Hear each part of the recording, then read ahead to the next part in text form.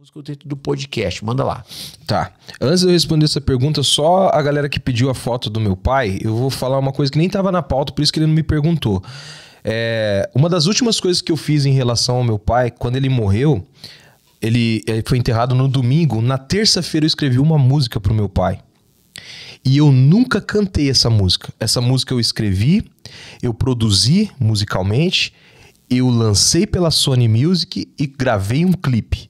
Então, se você quer conhecer o meu pai, ver a foto dele, quando terminar a entrevista, você digita no YouTube, William Graziani Não É um Adeus. É o clipe que eu fiz, uma homenagem que eu fiz pro meu pai, uma letra que eu escrevi pra ele, e no final aparece a foto dele nesse clipe. Assista lá. O que foi, Yuri?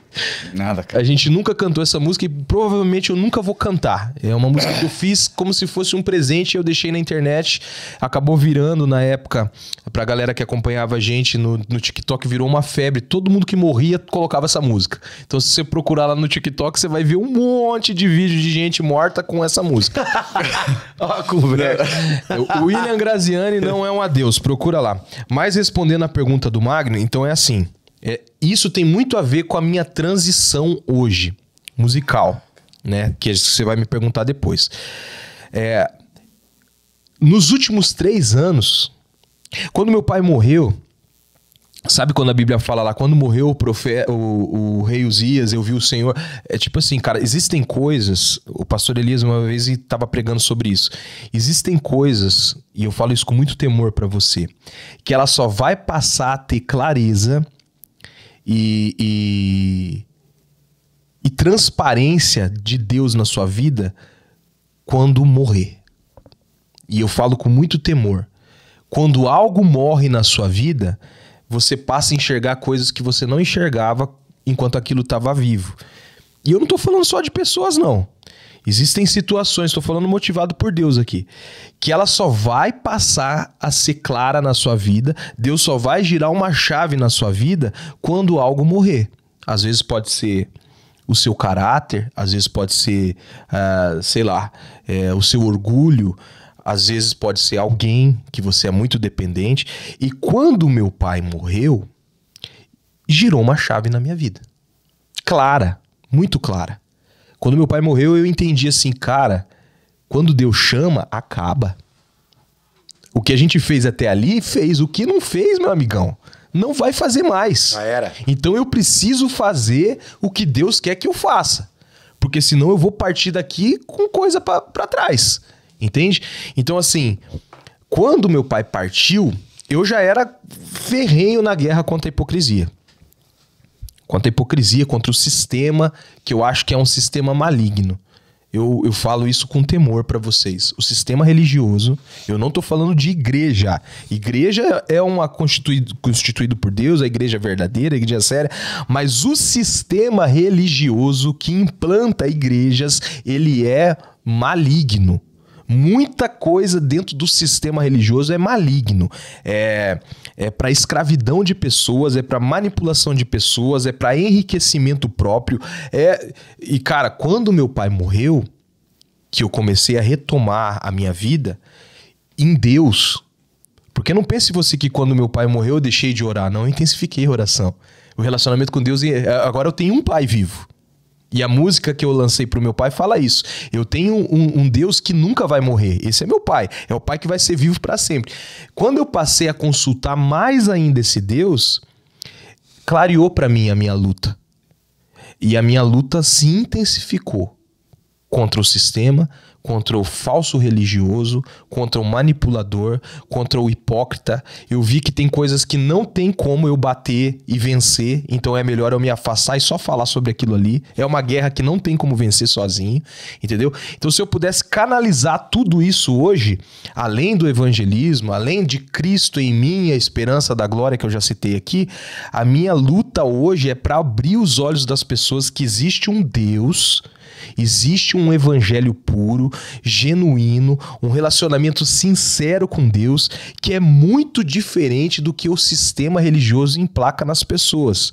O sistema religioso hoje, ele escraviza, ele manipula, e se eu tenho fôlego de vida, Magno, eu falo pra você, se Deus me deu o necessário e eu falo pra tanta gente, eu vou bater até o último dia nessa tecla. Foi pra que Deus me chamou. É isso que eu bato em cima disso aí. É daí qual que é o mais danoso de tudo isso, William, na vida da pessoa, você acredita, cara? O que é de mais danoso na vida da pessoa? O maior dano que o sistema religioso faz, ele transforma você num imbecil funcional. Com perdão da palavra, você fica um burro funcional. Você fica um cara manipulado por coisas que eles falam, por coisas que eles mandam você ler, mas é engraçado, coisas que eles não vivem e coisas que você não tem a oportunidade de viver em Deus porque você não procura em Deus, você procura o sistema. Entende? Então, se pudesse apontar um dano que a religião, eu volto a falar, cara, eu não tô falando do sistema religioso, não tô falando de relacionamento com Deus e de igreja. Igreja é importante, você tem que ir na igreja, cara, você tem que ter um pastor, você tem que conduzir os seus filhos na igreja, isso precisa ser dito. A igreja tem um trabalho social, um impacto social na sociedade aqui muito grande, importante, entendeu? Importante. Não tô falando disso, eu tô falando do sistema que manipula, eu tô falando do cara que tá com o microfone na mão, que é um bandido. É um cara que destrói vida, é um cara que tem sangue ministerial nas mãos. Uma vez Deus falou isso pra mim, cara, tem muita gente que não é assassino, que não mata com a arma, mas ele mata gerações, cara. Porque ele, com uma palavra, ele mata uma pessoa. Uma palavra, ele causa asco dessa pessoa em Deus. Então, assim, o maior dano que o sistema faz hoje é um monte de zumbi. Eu podia falar assim, zumbi é aquele que fica andando com cara de retardado e não pensa, não faz. Ele só pensa o que foi falado, ele não vê, cara, o que esses caras estão fazendo, ele continua reproduzindo mais imbecis funcionais e mais, e cria uma massa manipulada que é uma manada. Sabe, você já ouviu várias vezes na política isso. O gado, o verdadeiro gado é esse, pra mim. O verdadeiro gado é aquele que ele faz tudo que um homem manipulador, maquiavélico determina, e ele não busca em Deus, e ele vai reproduzindo, vai fazendo filho e filho manipulado, e a sociedade hoje, a responsabilidade do Brasil tá virado numa nhaca, que é o que a gente tá passando hoje, não é só da política, não é da política, é porque a igreja não se posiciona. E por que a igreja não se posiciona? Porque a igreja é manipulada. A maioria da igreja é manipulada. Então ela é manipulada, ela busca o próprio interesse, ela busca o mundinho fechado dela dentro da minha denominação. Não é corpo de Cristo, são tribos. Porque você não fala pra mim que é um corpo, uma igreja que quando um faz um trabalho aqui, a outra faz o outro só pra essa galera daqui não vir aqui apoiar esse aqui. Isso aqui não é corpo, cara. Se você deixa de congregar nessa aqui e vai pra essa galera aqui não fala com você mais. O corpo não se comunica. Por quê? Porque são tribos, não é um corpo. Entende? Então o maior dano é fazer a galera pensar que tá vivendo um projeto de Deus e tá vivendo um projeto do inferno. Essa é a palavra. E como que isso foi direcionado a você nesse sentido? O Yuri, ele gosta de falar uma coisa que ele sempre diz isso. E ele até perguntou pra mim, William, você vai ter coragem de falar? Eu vou. Ele falou hoje no bastidor pra mim, você vai falar sobre escama? Eu vou falar sobre escama. Houve um descortinar de Deus nos meus olhos. Parece que algo que me cegava, que era uma escama no meu olho, ela caiu. E muito dessa caída foi depois que eu passei por esse luto e veio a palavra profética. Certo. Porque tudo isso foi profetizado. Você vai fazer isso, você vai fazer aquilo. O necessário foi profetizado enquanto meu pai estava vivo. Mas para que o necessário ele despontasse, eu posso falar para você, Magno, existem 3 pilares que eu não podia sair fora dessa órbita, senão não ia acontecer. Quais que são esses pilares? Primeiro, eu ser eu mesmo. Eu não podia criar um personagem para ganhar gente.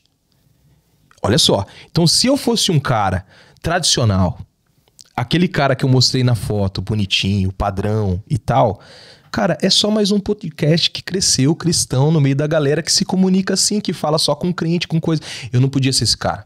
Esse é o primeiro pilar. Eu tenho que ser eu mesmo. Quem que é o William? O William é aquele cara que se o cara ficar me enchendo o saco, eu vou bloquear ele agora aqui. Porque não me importa se ele é inscrito ou não. Se ele não entende a visão da parada, sai fora. O William é aquele cara que quando vê algo que Deus mostrou pra ele e ele tem uma opinião formada sobre aquilo e ele entende que é de Deus, eu vou morrer por isso. Ninguém vai mudar minha cabeça. Eu vou falar e pronto, acabou. Esse é o primeiro pilar. Dentro dessa guerra. A segunda coisa que eu não podia fazer dentro do necessário é deixar que as pessoas que estão fora, que são influentes, elas me manipulem. Porque senão toda a guerra que eu tô correndo aqui, eu tô fazendo ao contrário. Quando eu comecei com o necessário, muita gente até hoje nos comentários vem, você não pode falar isso. Você não pode se comunicar desse jeito. Não tô você não pode... próprio. Não, é assim que faz. É assim que faz. Aí você vai ver o cara não tem nada. Mas ele quer que você faz do jeito que ele tá falando que tem que fazer. Você não pode falar de espiritual e dar risada no meio do espiritual. É um assunto sério. Você tá brincando. Então, assim, eu não posso. O segundo pilar, eu não posso deixar ninguém me manipular. E terceiro, que talvez seja o mais importante de todos. O meu fio conectado com Deus, cara, ele tem que ser intacto. E é aqui que eu falo pra você que não gosta do jeito que eu apresento o necessário. Se Deus falar pra mim mudar, Magno, acabou, velho. Se Deus falar pra eu fechar o necessário, amanhã eu não gravo nenhum episódio, nunca mais. É aqui que tá. Entendeu? Se Deus falar pra mim que esses bonecos é o diabo, é o capeta, eu vou arrancar. Eu passo por isso todo dia. Eu vou arrancar. Cara. Se Deus falar pra mim que os quadros que tá ali atrás do Street Fighter, do Caverna do Dragão, do Thundercats, que tá traindo o demônio pra cá, eu vou arrancar, porque eu tenho um fio conectado com ele, eu falo com ele todo dia e ele fala comigo. Mas se você, meu filho, quer falar pra mim, aí eu não vou ouvir. Eu não tô desmerecendo, mas eu não vou ouvir. Porque assim, ó, uma coisa precisa ser dita. O crente protestante, ele critica o católico. E tem muito católico aqui. E eu amo os católicos. Aqui dentro do necessário tem católico, tem espírita, tem candomblé, tem tudo. Segue a gente pela linguagem. E eu acredito que a mensagem está sendo lançada. Está sendo lançada pra essa galera. Por que o crente critica o católico? Porque o católico, ele pede... pro João falar pra Deus. Ele pede pra Maria falar pra Deus. Ele pede pro Pedro, é isso que eles falam. Ele pede pro Pedro, ele pede pros profetas ali e traz eles como santo. Então assim, ele pede pra falar com Deus. Deus não pode mandar recado. Você tem que ter livre acesso. É isso que o crente fala. O católico não tá certo porque eu posso falar com Deus. Só que engraçado que quando Deus quer falar comigo, aí ele quer mandar um recado. Ele quer mandar o Zé Mané vir falar pra mim que tá errado. Por que Deus não fala comigo sendo que eu falo com ele? Você já parou pra pensar isso? Então hoje, William, você despreza os profetas? Não. Mas hoje o profeta vem me dar uma direção, só que se Deus não falar pra mim, não é Deus. Porque eu falo com Deus todo dia. Eu acordo, eu falo com Deus, eu vou dormir, eu falo com Deus, eu vou trabalhar, eu falo com Deus. Se ele falar pra mim que tem um capeta atrás de mim por causa do boneco, eu vou arrancar. Mas se é você, com perdão da palavra, muito amor, você me ama, se é você que é um bunda rachada, vir falar pra mim que tá errado, eu não vou seguir. O Yuri tá se contorcendo, não posso falar isso? Não vou seguir. Manda Deus falar pra mim que eu vou e faço. Concordo contigo, cara, concordo. Porque o que acontece? Muitas vezes, cara... Essa semana passou uma parada comigo bem rápido. E eu tava com a camiseta de uma banda. E a banda de um amigo meu chamada Tumulto. Daqui, uma banda de heavy metal e tudo mais. Aí eu cheguei num ambiente, o cara pega e fala assim, pô, cara, você veio com uma camiseta aqui escrito Tumulto. Eu falei, sim, cara. Inclusive, o baterista dessa banda é um grande amigo meu.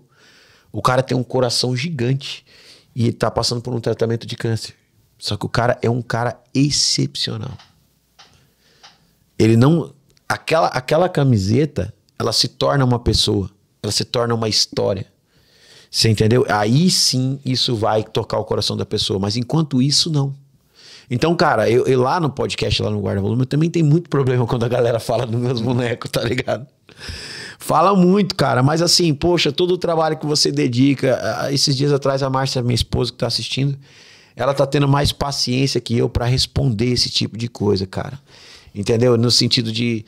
Poxa, se você tá entregando um conteúdo tão grande pra pessoa, a pessoa vai se atentar no boneco que tá ali, cara. Chega a ser chega a ser, assim, pra desmerecer, mas eu acho que é o demônio mesmo que fala por essas pessoas, cara. Não tem outra, o cara não tem o que fazer em casa. O cara fica ali, quem que eu vou atentar hoje, velho? Porque o cara pega o celular. E fazer um comentário baixo e pequeno desse, cara, é só pra tentar tirar do caminho. Não tem outra explicação, cara. Porque é aquilo que você falou, a tua intimidade com Deus é algo entre vocês dois, cara. Então, se ele falar pra você tirar, você tira. Se ele não falar, cara, ó, vai orar, irmão. Vai, sei lá, fazer outra coisa. Mas cara, é aqui que entra a hipocrisia que eu tô te falando, Mag. Cara, o cara, ele não consome um boneco porque é consagrado. Mas o cara come um alimento que foi consagrado. O cara toma uma bebida que foi consagrada. O cara calça um tênis que a marca foi consagrada. É aqui que pega. Beleza, eu entendo. Não, isso aqui é consagrado. Então veste uma roupa de saco. Faz a roupa de um saco. Vai morar na montanha. Planta a sua comida. Colhe a sua comida, come a sua comida, não usa tecnologia, mora numa casa de madeira que você fez lá com as árvores, aí você faz um sinal de fumaça, porque você não pode usar a internet, e nesse sinal de fumaça você fala, ó, tô criticando vocês que tá usando coisa consagrada. Senão você é um hipócrita, cara. É aqui que tá. Tem uma música que eu gravei que tá lá, que os caras quase caíram no chão quando viram a letra, que ela fala isso. A hipocrisia é tão pecado quanto o adultério. Olha o que diz essa letra dessa música. A hipocrisia é pecado como o adultério. Por que eu falei isso na música? Porque o adultério, ele é pregado na igreja. Ele é pregado contra o adultério. E é pecado mesmo. Não pode. O adúltero não entra e tal. Só que o mesmo pecado é a hipocrisia. E você não vê ninguém pregando contra isso, cara. Você não chega numa igreja lá, por que aquele pastor tá de banco? Porque ele é um hipócrita.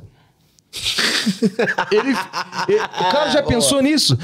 Você não vê, cara. Você vê, não. Ele faz uma votação na igreja pra ver se o pastor é hipócrita ou não. Se for, bota ele no banco.